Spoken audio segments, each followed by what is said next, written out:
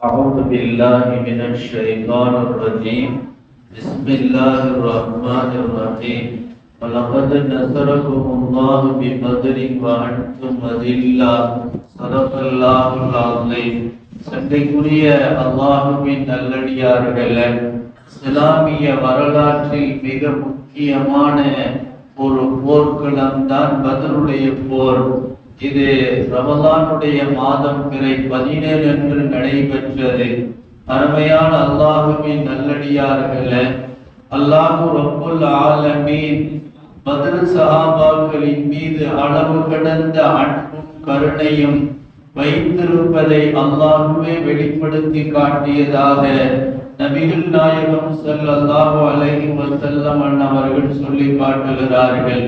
எந்த வகையான உலகாதார நோக்கம் இல்லாமல் இந்த சன்மார்க்கம் உலகத்திலே தலை தூக்க வேண்டும் என்பதற்காக வேண்டி தங்களின் இன்னுயிரை அர்ப்பணிப்பதற்காக 313 சஹாபாக்களை அல்லாஹ் ரப்புல் ஆலமீன் தேர்வு செய்தான். நபிகள் நாயகம் ஸல்லல்லாஹு அலைஹி வஸல்லம் மஸ்ஜிதுல் நபவியில் வைத்து 313 சஹாபாக்களை உட்கார வைத்து பத்ர் போர்க்களம் சம்பந்தமாக அவர்களிடம் பெருமானார் ஆலோசிக்கிறார்கள்.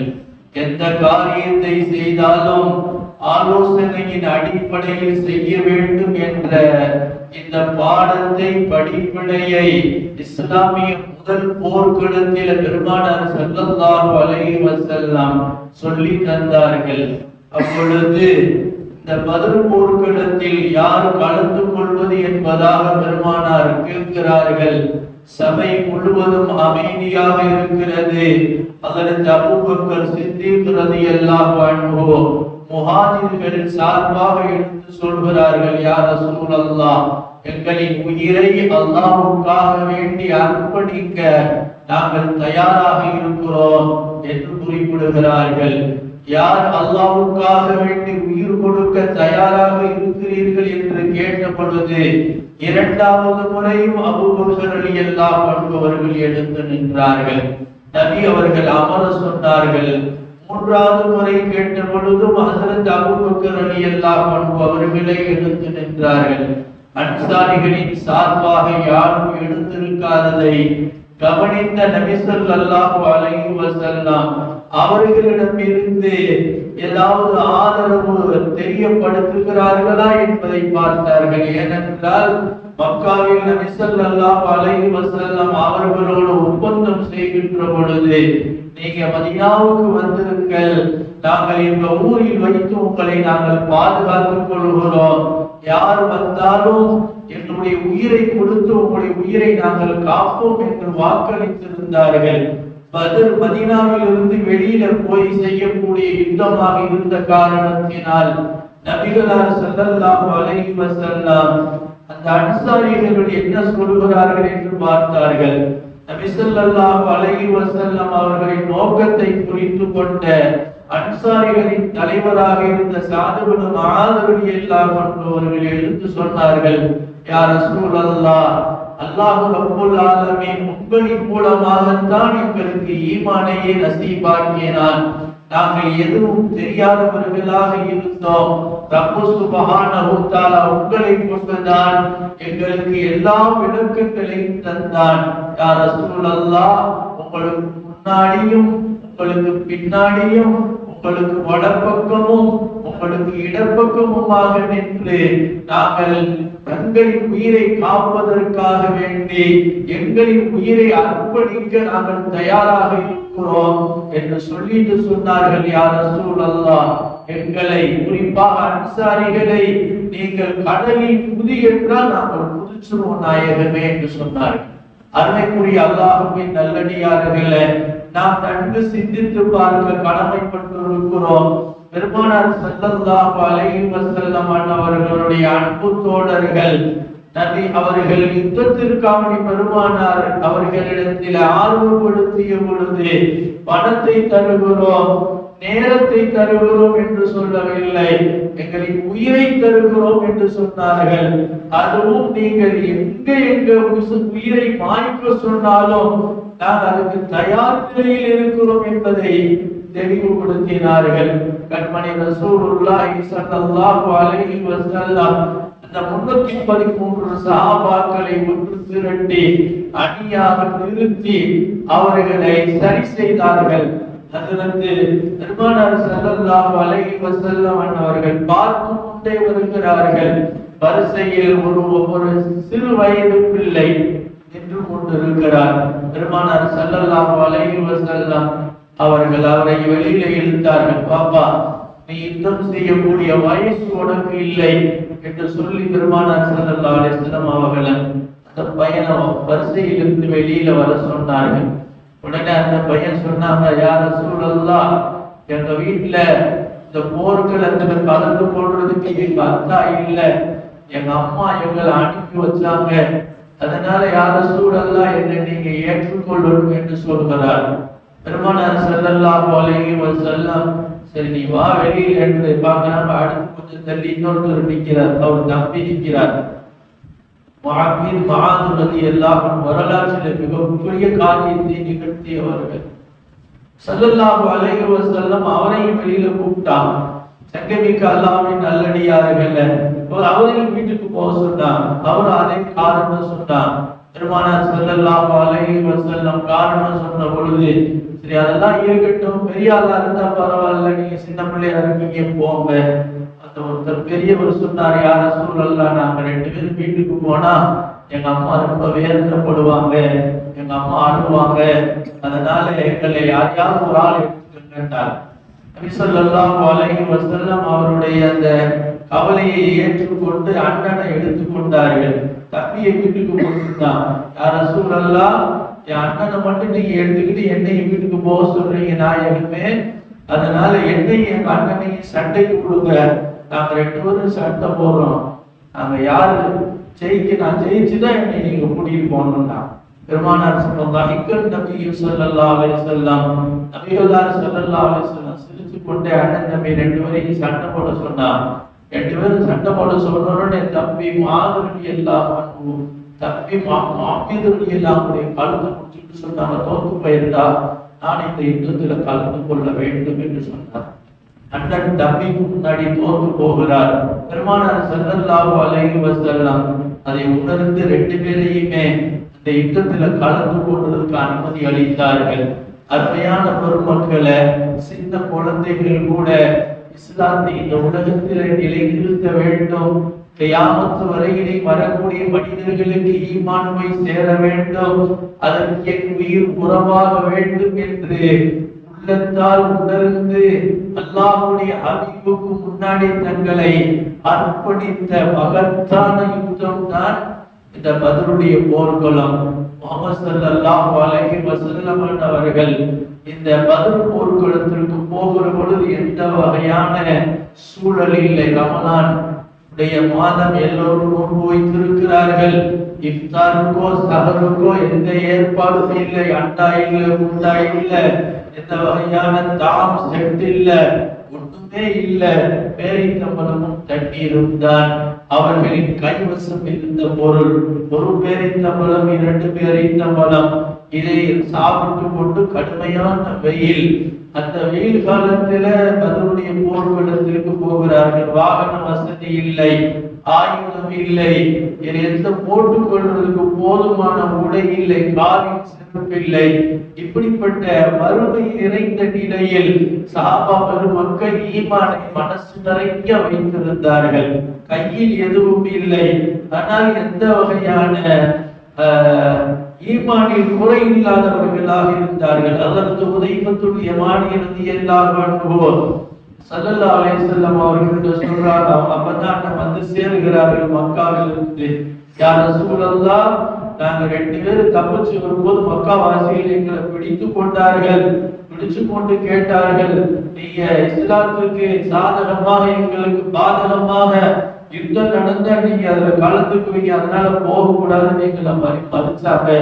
நாங்க யுத்தத்துல கலந்துக்க மாட்டோம்னு சொல்லி வாக்கு கொடுத்து வந்த நாயகமே, நாங்க இந்த யுத்தத்துக்கு வரணுமான்னு கேட்டாங்க. ஸல்லல்லாஹு அலைஹி வஸல்லம் சொன்னார்கள், நீங்கள் கொடுத்த வாக்குறுதியை நிறைவேற்றுங்கள், நீங்க மதீனாவிலேயே இருக்கண்டா, ஆறு கம்மியா இருக்கு, ஐயா அவன் பாட்டுக்கு சொல்லிட்டு போற, நீங்க பாட்டுக்கு வாங்கன்னு ஸல்லல்லாஹு அலைஹி வஸல்லம் கூப்பிடவில்லை. நீங்கள் காபிர்களுக்கு வாக்கு கொடுத்தாலும் அந்த வாக்கை நீங்க நிறைவேற்ற வேண்டும், நீங்க கலக்க வேண்டாம். வல்லாஹுல் முஸ்தஆன், அல்லாஹ் எங்களுக்கு உதவி செய்ய போதுமானவன் என்பதாக நபிகள் நாயகம் ஸல்லல்லாஹு அலைஹி வஸல்லம் சொல்லிட்டு 313 சஹாபாக்களை அழைத்து கொண்டு பத்ருக்கு போகிறார்கள். அருமைக்குரிய பெருமக்களே, பத்ருக்கு போனால் மக்கா காபிர்கள் கூட்டிய வந்து நல்ல இடத்தை தயார் செய்து ரெடியா இருக்கிறார். சஹாபாக்களுக்கு நடக்கிறதுக்கு போறதுக்கு வசதி இல்லாம மணல் பாங்கான இடம், கால வச்சா மணலுக்குள்ள போகுது, நடக்கிறதுக்கு சிரமமா இருக்கு. பெருமானார் ஸல்லல்லாஹு அலைஹி வஸல்லம் அல்லாஹ்விடம் துஆ செய்தார்கள், ரப்பே சங்கடமான நேரத்தில் நாங்க சிக்கி இருக்கிறோம், அல்லாஹ் எங்களுக்கு நீ உதவி செய்ய அல்லாஹ்னு சொல்லி அல்லாஹ்வுடைய ரசூல் துஆ செய்றார். அல்லாஹ் மழையை பொழிய வைத்தார். மழை பெய்த உடனே மணலெல்லாம் இறுகி போச்சு. காபிர்கள் இருந்த பகுதி, மண் பகுதி எல்லாம் சேர்ப்பு செலுத்தியுமாக ஆகிருச்சு. சஹாபாக்கள் இருந்த பகுதியில் ஒரு பெரிய சின்ன குளம் மாதிரி தண்ணி பெருகி நிற்குது. அருமையான பெருமக்களை, சஹாபாக்களுக்கு பொடு செய்யறதுக்கு குடிக்கிறதுக்கு தண்ணி இருக்கு, காபிர்களுக்கு தண்ணி இல்லை. அவங்க குடிக்கிறதுக்கு தண்ணி கேட்டு வர்றான், குடிக்கிறதுக்கு தண்ணி கேட்டு வர்றான். இந்த காலம் மாதிரியா இருந்தா ஒரு சொட்டு கூட தண்ணி கொடுக்க மாட்டான். முஹம்மது ஸல்லல்லாஹு அலைஹி வஸல்லம் சொன்னார்கள், அவங்களை தண்ணி எடுத்துட்டு போக சொல்லுங்கன்னு சொல்லி. எவ்வளவு பெரிய கருணை, ரஹ்மத்துல் லில் ஆலமீன். அவங்கெல்லாம் 1000க்கு மேற்பட்டவர்கள். நாம் எல்லாரும் சேர்ந்து சஹாபாக்களை அழிக்கிறதுக்காண்டி வந்திருக்கிறார்கள். தங்களின் உயிரை அழிக்க வந்த பகைவர்களுக்கும் குடிக்க நீர் குடித்து மனிதாபிமானத்தை காத்தவர்கள் நபி ஸல்லல்லாஹு அலைஹி வஸல்லம். சங்கமிக்க அல்லாஹ்வின் நல்லடியார்கள், இந்த போர்க்களத்தில் ஹஸரத் உபைத் ரலியல்லாஹு அன்ஹு அவர்கள் 2 காலும் வெட்டப்பட்டு விட்டார்கள். கால் வெட்டப்பட்டு ரத்தம் ஓடிக்கொண்டிருக்கிறது. ஒரு முடிஞ்சு பெருமானார் ஸல்லல்லாஹு அலைஹி வஸல்லம் அவரை தூக்கி கொண்டு வர சொல்லி மடியில் போட்டு கொண்டு அவருக்கு ஆறுதல் சொன்னார். அவர் சொன்னார், யா ரசூலல்லாஹ், இந்த காயத்திலேயே நான் வஃபாத்தாயிட்டால் நான் ஷஹீதுடைய அந்தஸ்து அடைஞ்சிருவேனா, நான் சொர்க்கம் போயிருவேனா நாயகமே என்று கேட்டார். பெருமானார் ஸல்லல்லாஹு அலைஹி வஸல்லம், நான் உன் சார்பாக அல்லாஹ்ட்ட சொல்லுவேன், அல்லாஹ்ட்ட சாட்சி சொல்லுவேன், நீ ஷஹீதுக்கு சாட்சி சொல்ல வேண்டாம் ஸல்லல்லாஹு அலைஹி வஸல்லம். ஹஸரத் உபைதா ரலியல்லாஹு அன்ஹு அவர்கள் பெருமானாருடைய மடியில் இருந்து கொண்டு கவிதை கொடுத்தார்கள், ரஹ்மானே, நான் உனக்காக வேண்டி காலை இழந்தேன், அதை பெரும் மகிழ்வோடு ஏற்றுக்கொள்கிறேன், நாளை எனக்கு நீ சொர்க்கம் வழங்க வேண்டும் என்று ஒவ்வாதானாங்க. சங்கையான அல்லாஹ்வின் நல்லடியார்கள், இப்படி நமக்கு ஈமான் கிடைப்பதற்காக வேண்டி தங்கள் உயிரை கொடுக்கிறதில் அவர்கள் அவ்வளவு வாசித்தார்கள். ரசூலுல்லாஹி ஸல்லல்லாஹு அலைஹி வஸல்லம் பத்ருடைய ராத்திரி, இந்த ராத்திரி பத்ருடைய மைதானத்தில் இருந்து சஹாபாக்கள் எல்லாம் தூங்க சொல்லிட்டு அவங்க இப்படி துஆ செய்றாங்க, அல்லாஹும்ம இன்துலிக்கு ஹாதிகில் இஸாபா, யா அல்லாஹ், ஒரு கைப்பிடிக்கு உள்ளே அடக்கக்கூடிய இந்த கூட்டத்தை, இந்த இஸ்லாமியர்களை நீ அழித்து விட்டால் இந்த பூமியின் மீது உன்னை வணங்கக்கூடியவர்கள் யாருமே இருக்க மாட்டார்கள். அல்லாஹ், என் சஹாபாக்களுக்கு நீ உதவி செய்யணும் அல்லாஹ் என்று சொல்லி நபி ஸல்லல்லாஹு அலைஹி வஸல்லம் இரவெல்லாம் அழுகிறார்கள். தொண்டர்கள் எல்லாம் தூங்குகிறார்கள். தலைவர் இரவெல்லாம் அழுது கொண்டே இருக்கிறார்கள். சுபுகுடைய நேரம் வரையிலேயும் பெருமானாருடைய அழுகை நீடித்தது. அருமையான பெருமக்களை, அல்லாஹ் முக்கிய வாக்களிச்சுதான். முதல் நாளே பெருமானார் இங்க அபூஜஹல் கிடப்பார், இங்க உமையா கிடப்பார், இங்க உத்துபா கிடப்பார், அவங்க செத்து கிடக்கிற இடத்தை அடையாளம் விட்டு காட்டினார்கள். இருந்த போதிலும் இரவெல்லாம் பெருமானார் ஸல்லல்லாஹு அலைஹி வஸல்லம் தன் கண்ணுக்கு முன்னாடி தன்னுடைய சஹாபாக்கள் அழிக்கப்பட்டு போயிடக்கூடாது என்பதாக கவலைப்பட்டு அழுதார்கள். அல்லாஹ்விடத்தில் துஆ செய்து கொண்டே இருந்தார்கள்.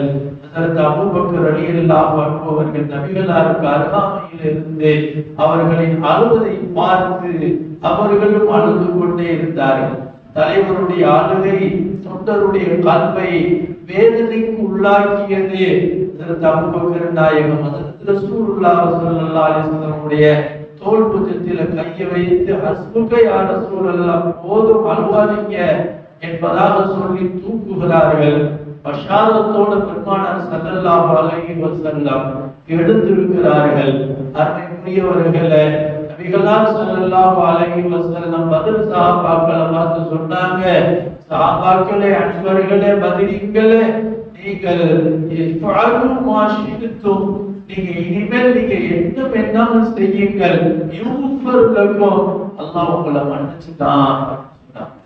இனிமேல் நீங்க என்ன தவறு செஞ்சாலும் அல்லாஹ் இறங்கி வந்து அல்லாஹ் மதீனீன்களை பார்த்து சொன்னானா, நீங்க இனிமேல் என்ன வேணாலும் செஞ்சுக்கோங்க, நீங்க மன்னிக்கப்பட்டு போயிட்டீர்கள். பல சஹாபாக்கள் பதில கலந்து கொண்டவர்கள் பின்னாடி சில பிரச்சனைகளிலே சிக்குண்ட பொழுது அதற்கு அபூ லுபாபா ரலியல்லாஹு அன்ஹு போன்றவர்களை பெருமானார் ஸல்லல்லாஹு அலைஹி வஸல்லம் அவர்களின் சமூகத்தில் ஹஜ்ரத் உமர் ரலியல்லாஹு அன்ஹு அவர்கள் எழுந்து சொன்னார்கள், எனக்கு அனுமதி கொடுங்கள், இவருடைய கழுத்தை வெட்டு என்று சொன்ன பொழுது பெருமானார் கேட்டார்கள், உமரே, அவர் யாருன்னு தெரியாதா உனக்கு?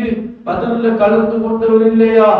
அல்லாஹ்வே அவரை மன்னித்து விட்டேன் என்று சொன்ன பொழுது கண்டிப்பதற்கு நாம் யாருன்னு கேட்டார்கள் பெருமானார் ஸல்லல்லாஹு அலைஹி வஸல்லம். செங்கமிக்க அல்லாஹ்வின் நல்லடியார்களே, இந்த பெருமக்களில் 313 பேரில் 14 பேர்கள் இந்த பத்ருடைய போர்க்களத்தில் ஷஹீதாக்கப்பட்டார்.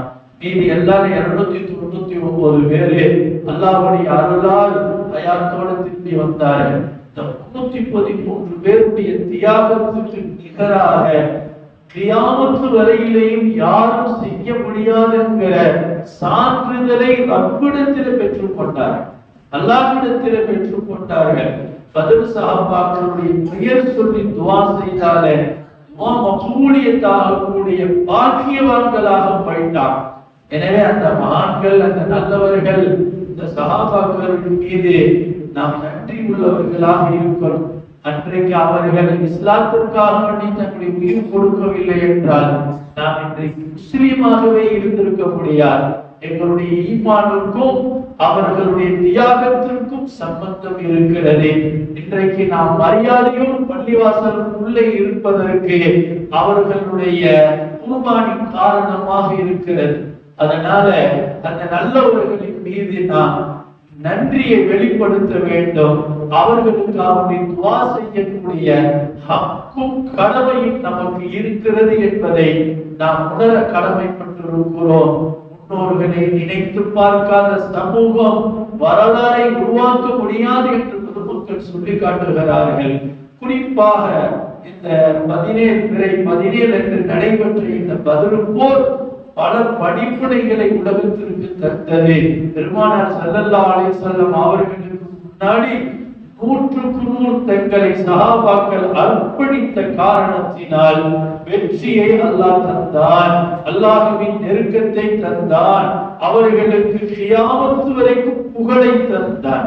100க்கு 100 எந்த சமூகம் தங்களின் தலைவருக்கு கட்டுப்படாதோ அந்த சமூகத்திற்கு வெற்றி கிடைக்காது, அந்த சமூகத்திற்கு புகழ் கிடைக்காது, அந்த சமூக உலகத்தில் சிறுமைப்பட்டு போகும் என்பதற்கு பத்ர் சஹாபாக்களுடைய வாழ்க்கையை நாம் முன்வைத்து பார்க்கிற பொழுது நமக்கு விளங்க வருகிறது. எனவே அருமையான அல்லாஹ்வின் நல்லடியார்களே, பத்ர் சஹாபாக்களுடைய அந்த தியாகத்தின் பரக்கத்தை கொண்டு ரப்பு சுப்ஹானஹு வ தஆலா நம் அனைவர்களுடைய பாவங்கள் அனைத்தையும் மன்னித்து அருள்வானாக.